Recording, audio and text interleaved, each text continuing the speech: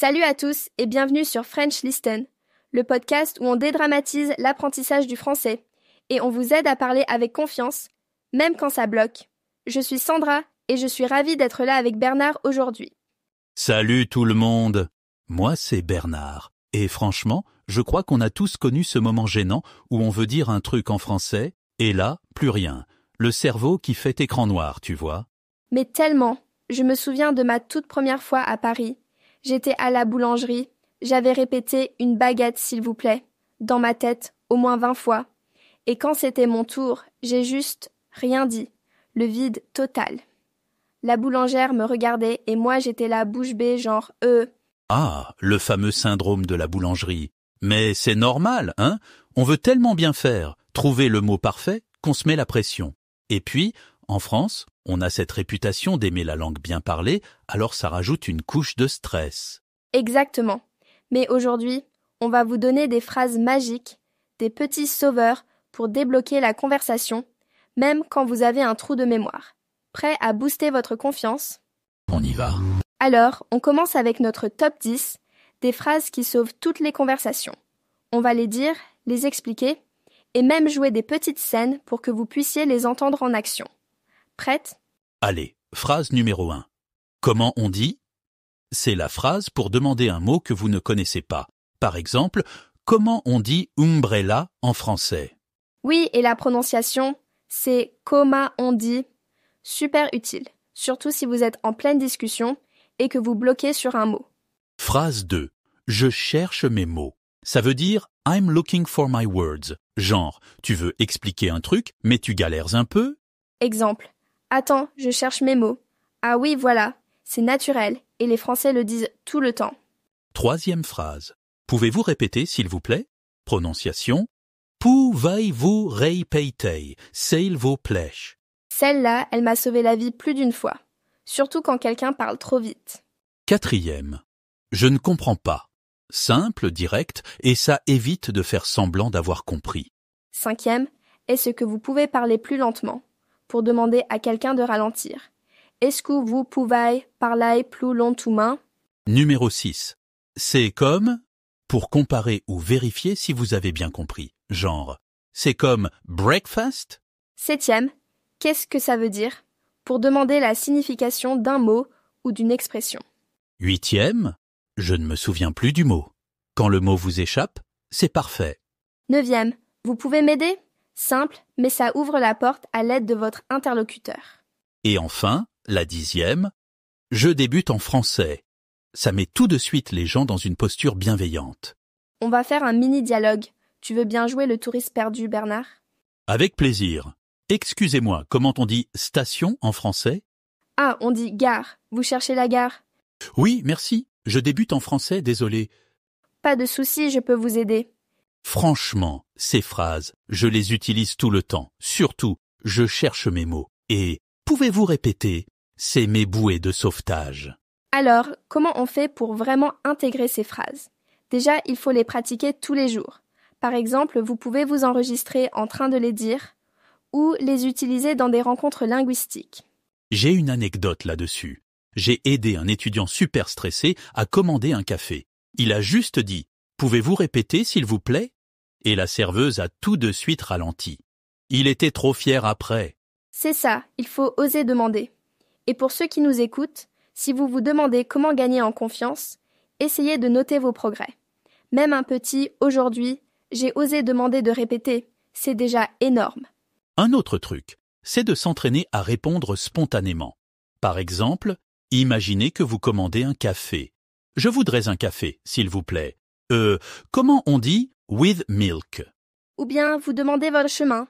Excusez-moi, je cherche mes mots. La rue de la Paix? Enregistrez-vous pendant ces petits jeux de rôle. Après, réécoutez et repérez où ça bloque. C'est comme ça qu'on progresse. Et si vous pouvez, rejoignez un groupe de conversation ou un club d'échange linguistique. C'est l'idéal pour pratiquer dans des situations imprévues. Créer un environnement propice, c'est super important. Même un coin de votre salon dédié au français ou un petit café où vous allez pratiquer, ça change tout. Et sur Internet, il y a plein de forums et de groupes où les apprenants partagent leurs galères et leurs astuces. Ça motive de ne pas être seul.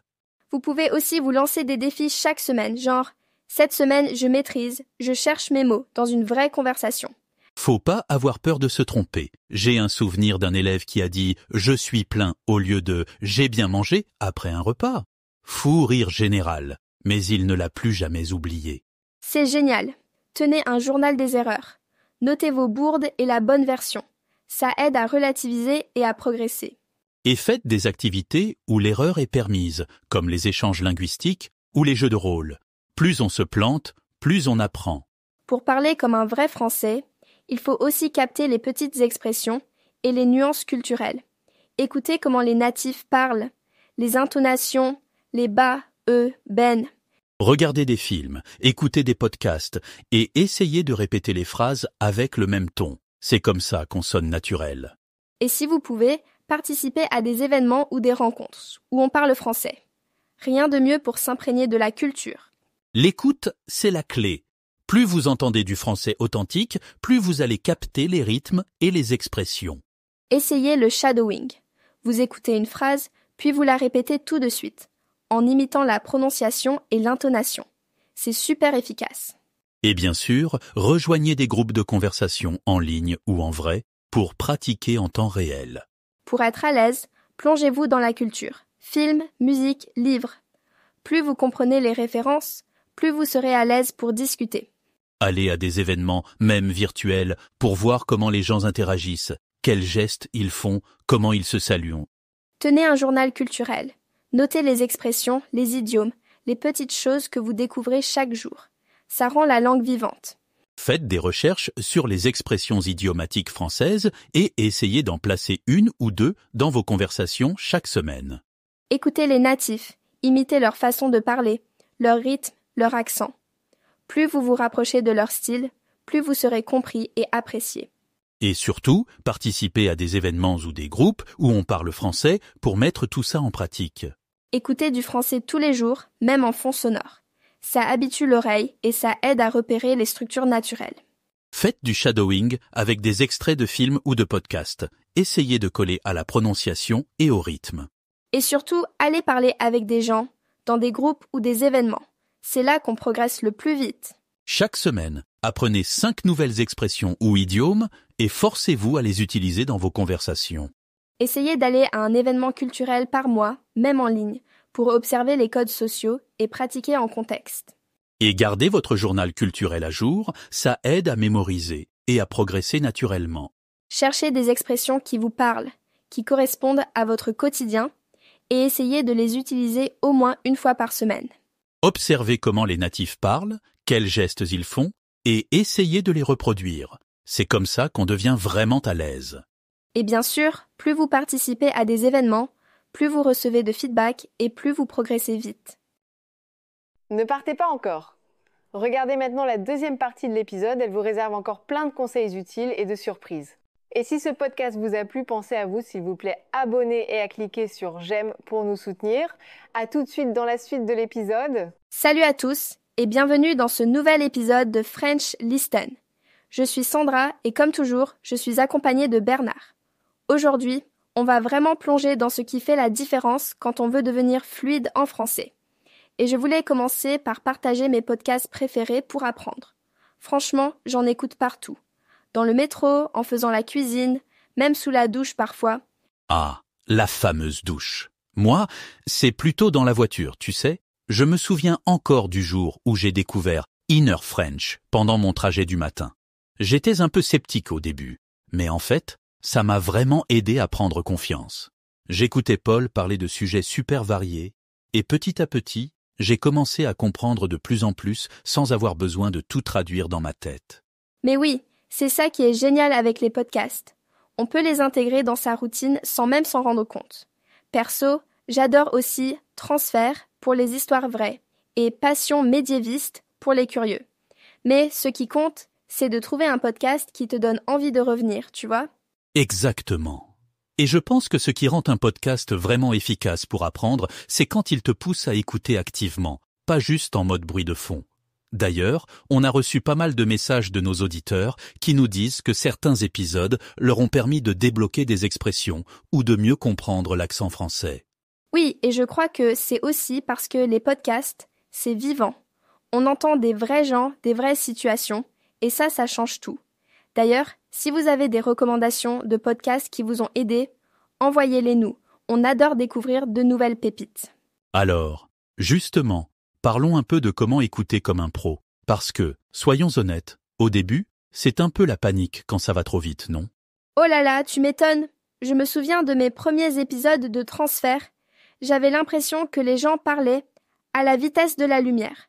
Ce que j'ai fait, c'est que j'ai ralenti l'audio, genre à 0,8, et j'ai commencé à prendre des notes. Juste des mots clés, pas des phrases entières, sinon tu passes ta vie à écrire. Oui, et puis, il y a aussi la technique d'écouter plusieurs fois le même passage. On a reçu un mail d'un auditeur, Thomas, qui nous disait qu'il réécoutait chaque épisode 3 fois. Une fois pour le sens global, une fois pour repérer les mots inconnus, et une dernière fois pour répéter à voix haute. Apparemment, ça a vraiment boosté sa compréhension. C'est malin ça. Et puis, il ne faut pas hésiter à utiliser la transcription si elle est dispo. Parfois, juste voir le mot écrit, ça débloque tout. Et vous faites comment? Est-ce que vous avez des astuces pour mieux comprendre quand ça va trop vite? Moi, j'aime bien aussi me concentrer sur l'intonation, pas juste les mots, parce que souvent, c'est le ton qui donne le sens, surtout en français. Enfin, je crois. Je me trompe peut-être, mais ça m'a aidé. Bon, maintenant, on va parler d'un truc qui change tout. Les petits mots magiques du français. Tu sais, ces mots ou expressions qui te font passer pour un natif direct. Ah oui, genre, en fait, du coup, bref.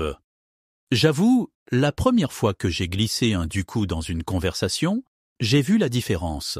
Les gens me répondaient plus naturellement, comme si j'étais du coin. Exactement. Alors, on va vous en donner 7 aujourd'hui. Par exemple, genre, c'est super courant chez les jeunes. En fait, ça sert à clarifier ou corriger. Du coup, c'est pour montrer la conséquence.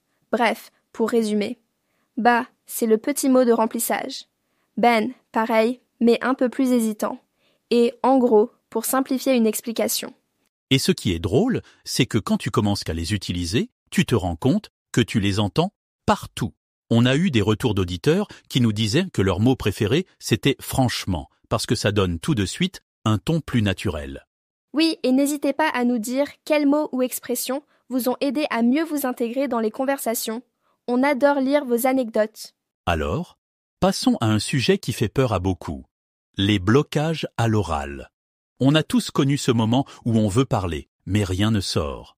Oh oui, le fameux comment on dit déjà? Pour moi, ce qui a vraiment aidé, c'est de pratiquer avec des partenaires d'échange. Même si tu fais des erreurs, l'important, c'est de parler régulièrement. Et puis, enregistrer sa voix, c'est un peu bizarre au début, mais ça permet de repérer ce qui bloque vraiment. Oui, et il y a aussi les groupes de conversation en ligne ou les meet-up locaux. Ça simule des vraies situations et petit à petit, l'angoisse disparaît. Je me souviens d'une fois où j'ai rejoint un groupe sur Zoom, j'étais super stressé, mais à la fin, j'avais envie de recommencer. C'est ça, il faut se lancer, même si c'est imparfait. Et puis, plus tu pratiques, plus tu gagnes en confiance. C'est comme le vélo, au début tu tombes, mais après tu ne veux plus t'arrêter. Mais la langue, ce n'est pas que des mots, c'est aussi la culture. Pour vraiment être à l'aise, il faut s'immerger dans la culture française. Films, musique, littérature. Oui, et même participer à des événements locaux ou des webinaires culturels en ligne. Ça permet de pratiquer le français dans un contexte réel et tu comprends mieux les expressions idiomatiques. Par exemple, j'ai appris ce que voulait dire « avoir le cafard » en écoutant une chanson. Et discuter avec des natifs sur des sujets culturels, ça rend la conversation plus vivante. Tu découvres des références, des blagues, des façons de penser. C'est là que tu sens que tu progresses vraiment. Oui, et ça donne envie d'en apprendre encore plus. Franchement, la culture, c'est le moteur de la langue. Un autre point clé, c'est la régularité. Il faut se créer une routine quotidienne, écouter, parler, réviser du vocabulaire. Oui, et tenir un journal de bord, ça aide à voir ses progrès. Tu notes les nouveaux mots, les expressions, et tu réfléchis à ce que tu as appris. Ça booste la confiance, vraiment. Et puis, il y a les challenges sur les réseaux sociaux, genre 1 mot par jour ou 30 jours de conversation. ça motive et tu te sens moins seul dans l'aventure. Exactement, et ça diversifie la pratique. Plus tu varies, plus tu progresses vite. Pour être prêt dans la vraie vie, il faut s'entraîner à des situations concrètes. Commander au café, demander son chemin, faire du shopping. Oui, et enregistrer ses réponses, c'est super utile. Tu peux repérer les erreurs de prononciation ou les mots qui manquent et retravailler dessus. Il y a aussi plein d'applis qui proposent des dialogues interactifs pour s'entraîner à des contextes précis, comme les voyages ou les urgences. C'est ça, et plus tu pratiques ces situations, plus tu es à l'aise quand ça arrive pour de vrai. C'est comme un entraînement avant le match. Un autre conseil, c'est de créer un environnement propice à l'apprentissage. Un coin dédié chez toi, sans distraction, ça aide à rester concentré. Et puis, rejoindre des forums ou des groupes sur les réseaux sociaux, ça permet d'échanger des astuces, de poser des questions et de partager ses progrès. C'est motivant. Oui, et avoir un binôme, un partenaire d'apprentissage, c'est top pour se motiver et suivre ses progrès ensemble. On avance plus vite à deux! Aujourd'hui, on a la chance d'avoir plein d'outils technologiques pour apprendre. Les applis comme Duolingo, Babbel ou Rosetta Stone, c'est super pour structurer sa pratique. Oui, et il y a aussi les outils de reconnaissance vocale, comme sur HelloTalk ou Tandem. Tu parles et l'appli te corrige direct. C'est génial pour l'accent. Et pour ceux qui aiment l'innovation, il existe même des environnements en réalité virtuelle ou des programmes d'immersion en ligne. Tu peux simuler des conversations comme si tu étais en France sans bouger de chez toi. La motivation, c'est le nerf de la guerre. Il faut se fixer des objectifs mesurables comme apprendre 10 nouveaux mots par semaine ou tenir une conversation de 10 minutes avec un natif. Oui, et utiliser une appli ou un carnet pour suivre ses activités, noter ses réussites et ce qu'il reste à améliorer. Ça donne envie de continuer. Et surtout, il faut se récompenser. Regarder un film sans sous-titres ou réussir à discuter entièrement en français, c'est déjà une victoire. Pour finir, le secret, c'est de s'immerger au maximum. Mets tes appareils en français, change la langue de tes réseaux sociaux, écoute de la musique française. Participe à des programmes d'immersion en ligne ou à des échanges linguistiques virtuels. Ça te met dans des situations réelles et tu t'adaptes beaucoup plus vite. Et si tu peux, va à des événements culturels, même en ligne. Plus tu es exposé à la langue, plus elle devient naturelle. Bon Bernard, je crois qu'on a fait le tour pour aujourd'hui. Oui, c'était super de partager tout ça avec toi Sandra et avec vous tous qui nous écoutez. Merci d'être là, continuez à pratiquer, à vous amuser et à progresser. On se retrouve très vite pour un nouvel épisode de French Listen. N'oubliez pas de vous abonner, de partager vos expériences et surtout de garder le plaisir d'apprendre. À bientôt Bernard. À bientôt Sandra et à bientôt à tous nos auditeurs. Bonne pratique et vive le français. Ne partez pas encore. Regardez maintenant la 3e partie de l'épisode qui vous réserve encore plus de conseils utiles et de surprises. Et si vous aimez ce podcast, n'oubliez pas de vous abonner et de cliquer sur j'aime pour nous soutenir. À tout à l'heure pour la suite de l'épisode. Bonjour à tous et bienvenue dans French Listen, votre podcast pour progresser en français avec plaisir. Je suis Marine. Et moi, c'est Sébastien. Aujourd'hui, on aborde un sujet qui touche beaucoup d'apprenants. Comment ne plus bloquer quand on parle français ? Exactement. Qui n'a jamais connu cette sensation de paralysie quand il faut s'exprimer dans une langue étrangère ? On a les mots sur le bout de la langue, mais impossible de formuler une phrase complète. C'est tellement frustrant. Mais ne vous inquiétez pas, nous avons préparé 10 conseils super efficaces pour vous aider à surmonter ce blocage. Prêt à débloquer votre français ? Commençons par le conseil numéro 1. Accepter de faire des erreurs. C'est peut-être le plus important de tous. Tout à fait. La peur de faire des erreurs est souvent ce qui nous bloque. Mais rappelons-nous que même les francophones font des erreurs en parlant leur propre langue. Et surtout, les erreurs font partie du processus d'apprentissage. Elles sont vos meilleurs professeurs. Alors, au lieu de les craindre, accueillez-les comme des opportunités de progresser. Notre 2e conseil, pratiquez régulièrement, même si c'est juste 5 minutes par jour. La régularité est plus importante que la durée. Absolument. Tu peux parler tout seul sous la douche, décrire ta journée à voix haute ou même parler à ton animal de compagnie en français. J'ai un ami qui a appris le français en parlant à sa plante. Elle n'a jamais corrigé ses erreurs, mais elle a été une auditrice très patiente. Ah, c'est une excellente idée. Notre 3e conseil, préparer des phrases passe-partout pour gagner du temps quand vous réfléchissez. Des expressions comme « alors, laissez-moi réfléchir » ou « comment dire » ou « en fait, ce que je veux dire c'est « sont des bouées de sauvetage quand on cherche ces mots ». Exactement. Conseil numéro 4, concentrez-vous sur la communication, pas sur la perfection. L'objectif n'est pas de parler comme Molière, mais de vous faire comprendre. C'est tellement vrai. Les francophones apprécient bien plus l'effort de communication que la perfection grammaticale, et ils sont généralement très encourageants. Notre 5e conseil concerne la respiration. Ça peut sembler basique, mais prendre une grande respiration avant de parler peut vraiment calmer l'anxiété et éclaircir vos pensées. Tout à fait. Je fais toujours ça quand je dois parler en public, même en français. Inspirez, expirez et lancez-vous. Passons au 6e conseil. Entourez-vous de français au quotidien. Podcasts, musique, films, séries. Plus vous êtes exposé à la langue, plus parler deviendra naturel. Oui, et n'hésitez pas à répéter à voix haute ce que vous entendez. Cela entraîne votre cerveau et votre bouche à produire les sons du français. Le 7e conseil est particulièrement efficace. Créez des rituels de conversation en français. Par exemple, tous les mardis soirs, retrouvez un ami ou un groupe d'échange linguistique. Il existe plein d'applications et de sites pour trouver des partenaires de langue. Et n'oubliez pas les cafés linguistiques dans votre ville. Notre 8e conseil, simplifiez votre discours quand vous bloquez. Si un mot vous échappe, trouvez une autre façon de l'exprimer avec des mots plus simples. Exactement. Par exemple, si tu ne te souviens plus du mot parapluie, tu peux dire la chose qu'on utilise quand il pleut. C'est une compétence très utile. Conseil numéro 9. Enregistrez-vous en train de parler français, puis écoutez-vous. Ça peut faire peur au début, mais c'est super efficace pour progresser. Totalement d'accord. Souvent, on réalise qu'on parle beaucoup mieux qu'on ne le pense. Et ça aide à identifier les points à mesurer. Et enfin, notre 10e conseil, peut-être le plus agréable, récompensez-vous après chaque conversation en français. Célébrez vos victoires, même les petites. Absolument. Un petit café, un carré de chocolat, ou simplement un moment de fierté. Ces récompenses créent des associations positives avec le fait de parler français.